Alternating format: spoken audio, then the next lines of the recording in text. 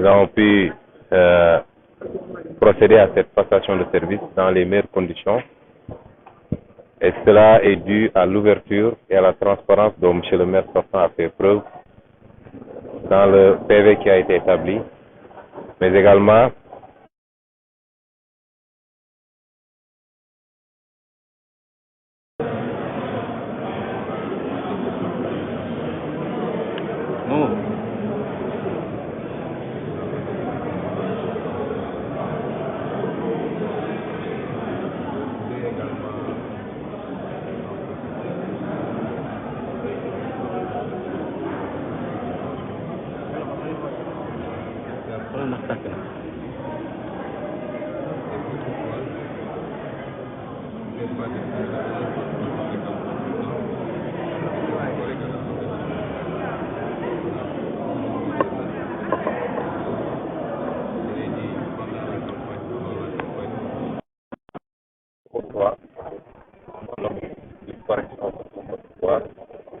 même dans la tête. Il est l'autre chose. Même si moi, quelqu'un a eu durant la campagne, je ne sais pas effacer également. Ce que je retiens, moi, c'est un homme qui occupe certaines conséquences, certains comportements qui n'ont pas souvent la place de. Et je tiens à le témoigner aujourd'hui. Et je vois lui un grand frère.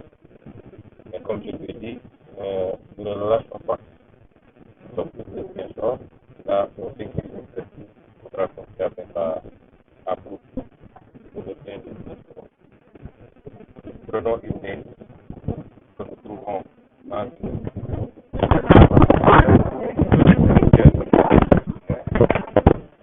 beaucoup de choses ont été faites.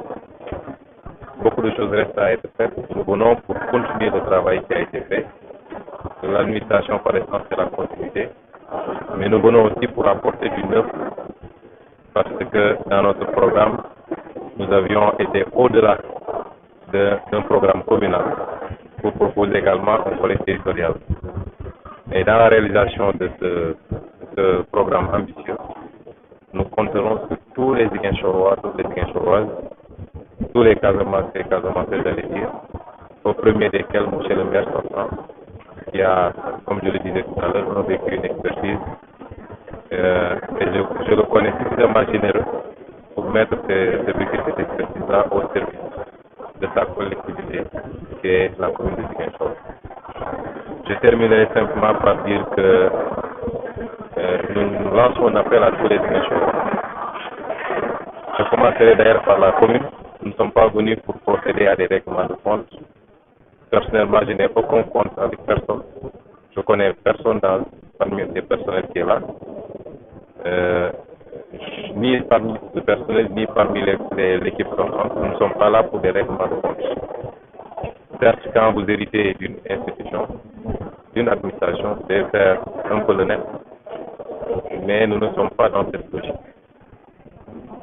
Nous travaillerons avec tout le monde. Nous mettrons en contribution tout le monde. Donc, rassurer sur ce plan-là. Ça ne veut pas dire qu'on ne fera pas les choses avec rigueur, parce que c'est ça qui nous fera avancer. Mais nous ne serons pas dans une dynamique de cherche sociale. Ensuite, nous comptons sur tous les Ziguinchorois et les Ziguinchorois. Je disais tout à l'heure à M. le maire que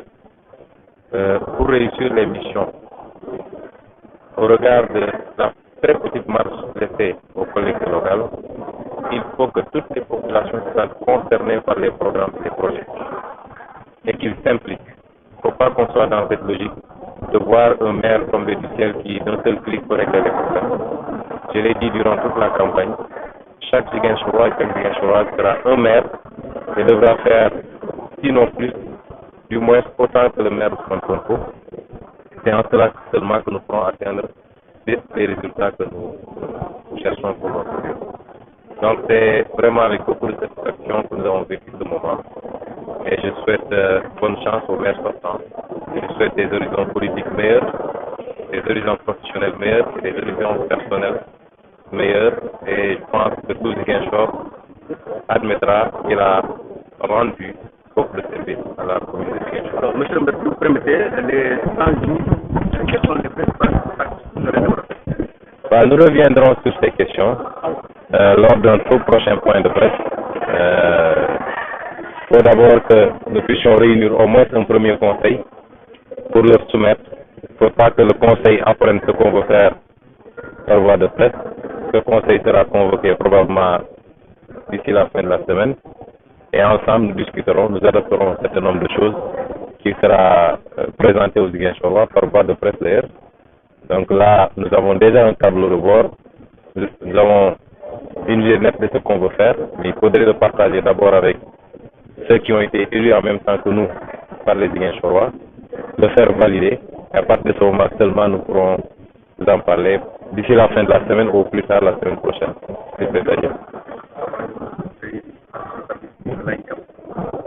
waaw sant yàlla bu ñu mayee ñu fekk bés bi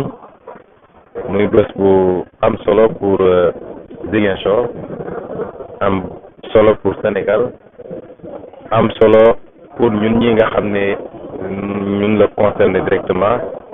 muy mon grand frère monsieur le maire sortant Abdoulaye Baldé et moi-même Ousmane Sonko di sant yàlla bi ñu mayee ñu fekk ko di remercier bu baax monsieur le maire sortant Abdoulaye Baldé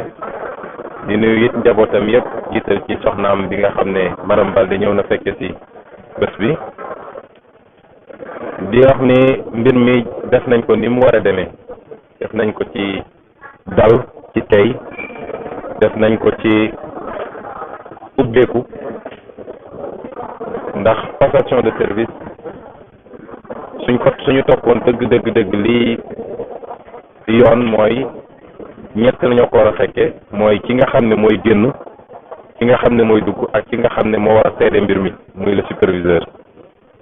bañ ci waxtaanee ak préfet Dakar dafa préfet Ziguinchor dafa wax ni moom gisul benn texte bu ko wax ni moo ko war a superviser loolu mënoon na doon gàllankoor waaye mujj koo doon te li tax def ne ko mooy monsieur le maire Abdoulaye Baldé def na li mu war a def na ko ci transparence xam nga dama ko waxee ci wolof ci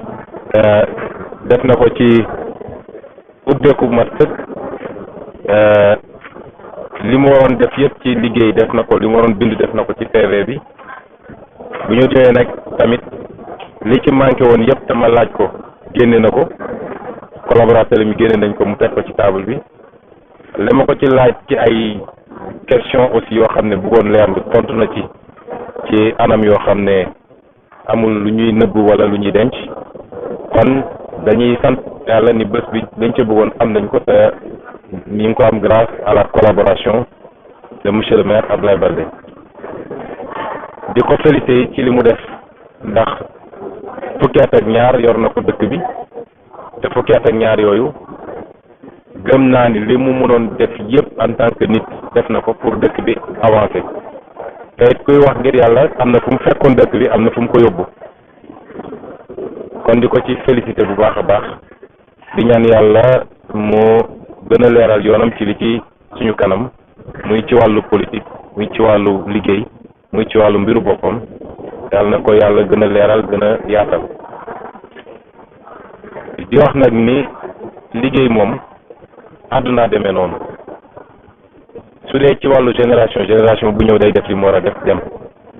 bu dee ci wàllu administration dañu ne continuité du service public mooy kenn ku ne da ngay def li nga mën waaye boo fi jógee du tax mbir mi taxaw kon ñun ñëwuñu pour ne li fi nekkoon yëpp dara baaxu ci dañ koy far def leneen ndax wax na ko léegi bëri na ay projet yoo xam ne yu ñu mbébétoon la wala yoo xam ne sax door nañ ko mi ngi fii lu ñuy yeggali la dañuy ñëw loolu ñu fekk ko fi mu nekkoon continuer ko waaye andi lañ ci yokk ñun ci suñu cadre programme yemul rek ci gis-gisu commune waaye dañ ci yokk lu gën a yaatu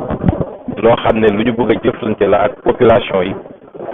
soo demoon xool acte 3 sax doo ko fa fekk peut-être du compétence su commune waaye di nga ko fekk ci yeneen document yu bokkul ak acte 3 ñu jàpp ni loolu mooy lu ñu bëgg a andi lu ñu bëgg a yokk ci mbir mi te pour mu nekk il faut que Ziguinchor ak Ziguinchor yëpp jël mbir bi def ko seen bopp lay avancer la société du mbir moo xam ne dañ naan rek am nañu président de la république moo war a régler yëpp wala am nañu ministre moo war a réglé wala am nañu maire moo war a réglé yëpp waaye dafa di loo xam ne kenn ku nekk en tant que citoyen moo tax l'implication citoyenne dafa di benn chapitre bu mat sëkk ci suñu programme citoyen bu nekk dafa war a jàpp ni Ousmane Sonko waruma ëppale ci mbir mi parce que su baaxee ñun ñëpp la baaxal donc gestion collégiale boobu inclusive boobu moom la ñu bëgg a andi pour mu am nag ñun ñoo war a njëkk a dem vers les populations ba ñoom ñu xam lan mooy suñu mbébét ndax nit bu xamul foo jëm mënu laa gunge kon loolu daf ci am solo ñuy woo Ziguinchor yëpp ñu ñëw jàpp ci jiital ci nag monsieur le maire sortant Abdoulaye Baldé ndax am na li ñuy wax expérience am na ci xam-xam am na ci xarañte bi te doomu Ziguinchor la nekk maire ak ñàkk nekk maire doomu Ziguinchor la kon li ma ko wax léegi ne ko bàyyeeguñu la te saa su ma jàppee ni war naa la consulter wala war naa la boole tànk bu ñuy génn maa ngi koy tooñ ne ko dañuy defal contrat spécial nga ñëw jàpp ci liggéey bi kon ñu ngi woo waa Ziguinchor yëpp waa Casamance yëpp pour volet territorial bi parce que li ñu mën a def fii gëm naa ni mënuñu koo def feneen ci Sénégal suñu gëmee suñu bopp jublu ci liggéey bi d'ici quelques mois quelques années dinañ gis changement yoo xam ne ñun sax dañ naan fan la ñu nekkoon boobu ba léegi di daaneel nag ci wax ni dañoo ñëw pour liggéey ñëwuñu pour di cibler ay nit wala ne dañoo ñëw pour xeex ma Samba wala ma Demba dañoo ñëw pour liggéey teewul nag rigueur bi nga xam ne moom la liggéey bi laaj danañ ko ci def ndax ñaari extrêmes yi benn baaxul ci toog li fi xewoon démb ak barki démb cible nit ñi créer dossier ku nekk nga songu ko loolu du avancé loo day tàbbeel waaye it laisser aller bu ëpp mooy lu waay neex def baaxul day tàbbeel donc il faut nekk ci li tubaab di wax juste milieu mooy digg doomu ñu dalal xelu ñëpp ni loolu taxu ñoo jóg donte dañu def rigueur ci liggéey bi waaye ñëwuñu pour def la chasse aux sorcières kon loolu daal mooy kàddu yu gàtt ñu ci bëggoon a sànni di gërëm ñëpp di ñaan yàlla mu boole ñu jàppale ñun ñëpp parce que li ñuy def dañ koy def ngir nit population yi def ñu ko ngir suñu bopp merci beaucoup jërëjëf monsieur le maire